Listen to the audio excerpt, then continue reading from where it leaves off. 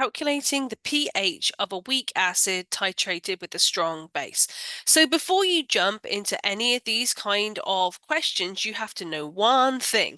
Have you added enough base to neutralize all your weak acid or not? Okay, because you need to know if you were before, at, or after the equivalence point. So things you're going to need to do before you can get started is work out how many moles of your weak acid you have and how many moles of hydroxide have been added. Okay, because what's going to happen is that you have a weak acid, you're going to add hydroxide to it, and that is going to be a neutralization reaction. So it's going to go 100% to the right, yielding conjugate base and water. So what's going to affect your pH if you are before the equivalence point is only going to be the concentration of conjugate acid, sorry, weak acid and conjugate base that has been formed, right? So it's in a buffer region, which means if you're before equilibrium, you can use the Henderson-Hasselbalch equation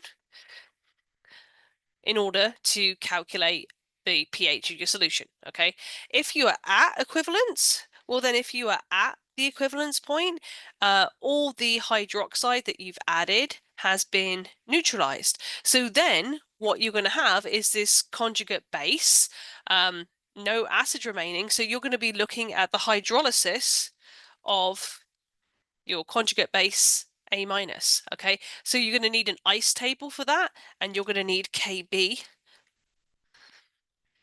for whatever A minus is, whatever your conjugate base is, okay? So that's when you're at the equivalence point, which is why the pH of a weak acid titrated with a strong base is going to give you a pH that is above 7, because the pH is only dependent on the concentration at equilibrium of the conjugate base of the weak acid that's being titrated. And then if you are after the equivalence point, that is easy mode, because after, you're only going to calculate your pH based on the excess concentration of hydroxide that's added. So you're just going to do a little moles calculation to work out how much more hydroxide you've added compared to the hydronium that we had to begin with from the weak acid. And then you're going to just base your pH on that, because any other aqueous species are going to be negligible compared to the concentration of excess hydroxide you've added. Just don't forget that the volume of your solution has also increased. Okay, so let's look at this particular problem then. So our acid is nitrous acid, so HNO2 AQ plus our, what do you call it?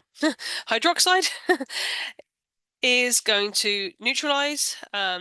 So that is going to produce the nitrite anion, AQ, and water. So that is the neutralization that we are expecting based on adding hydroxide to our nitrous acid. Let's make that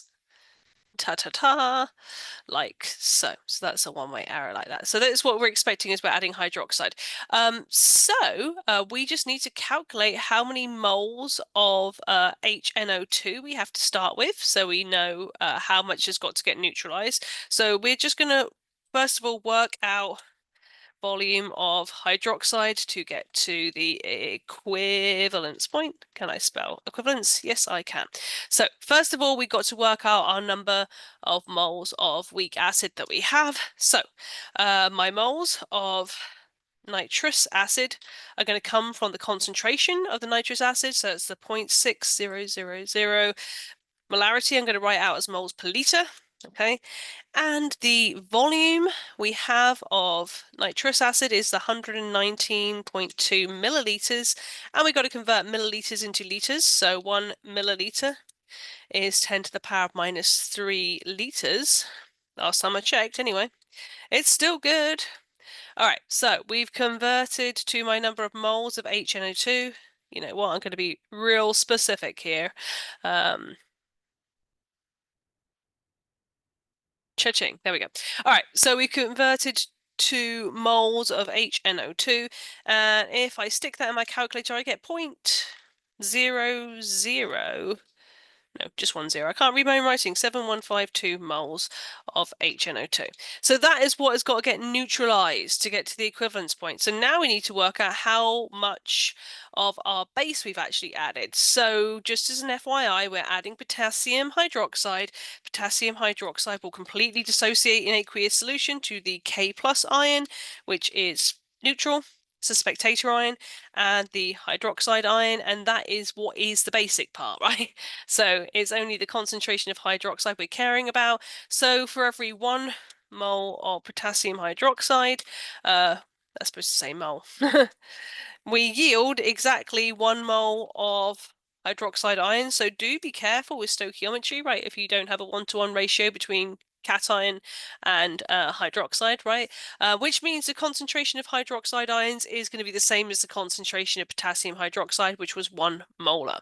So my number of moles of OH minus that has actually been added right now is, what was it, 32.51 mils, and the solution was a 1 mole solution of hydroxide.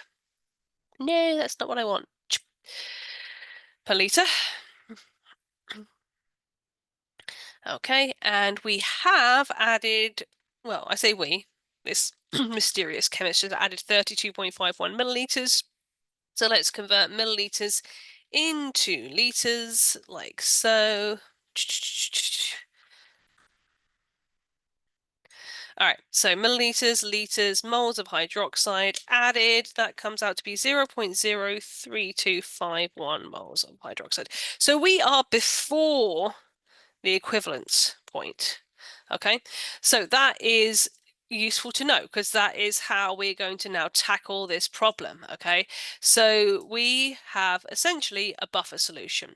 So what we need to now do is work out, if we're in the buffer region, how our number of moles of acid, our nitrous acid, and our conjugate base, our nitrite, is going to change because the volume is going to cancel out in the Henderson-Hasselbalch equation, right? Moles per liter divided by moles per liter. We can just go on number of moles.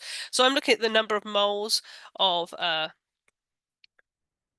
nitrous acid and the number of moles of the nitrite anion, the conjugate base. So the equation I'm looking at is up here, right? This and this is what we're tracking as we're adding hydroxide. So we got before the addition, we start out with how many moles of nitrous acid? Well, we just calculated that, didn't we? 7152 moles, okay? And before we add any hydroxide, we should have 0 moles of our nitrite anion. And then we're going to add, let's see, was it 0.03251 moles of hydroxide? So add.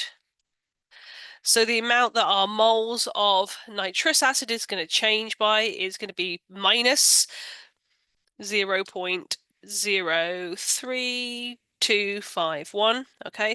And that is going to yield the same amount of moles of nitrite anion, so that is going to give us plus 0.03251 moles. So now, after our addition, we should have our new number of moles of nitrous acid and the nitrite anion. So if we do the math real quick, that's 0.03901 remaining after 0.03251 moles of the nitrous acid have been neutralized.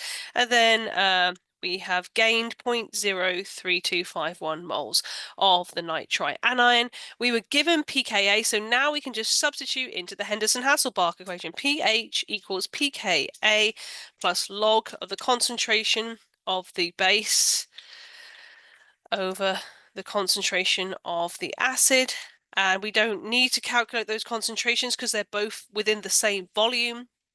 So volume is going to cancel out. We can just use the number of moles. Essentially, it's basically like a mole ratio, right? So our pKa was 3.35 plus the log of 0.03251 divided by 0.03901. So if we work the math out on that, that gets us a pH to 2 decimal places of 3.27.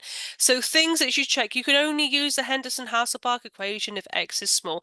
And honestly, for these kind of problems, you're usually going to find x is small, but you should ideally check that. So you should check the percent ionization, yada, yada, yada.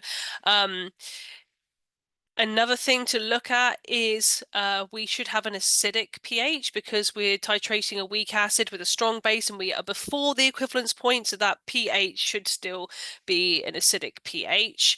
And that seems reasonable. It's close to the pKa because that is what a buffer does, right? The pH should be staying within about 1 pH units of the pKa until the buffer is overwhelmed and it is beyond its capacity. So there you go. That is a weak acid titrated with a strong base before equilibrium.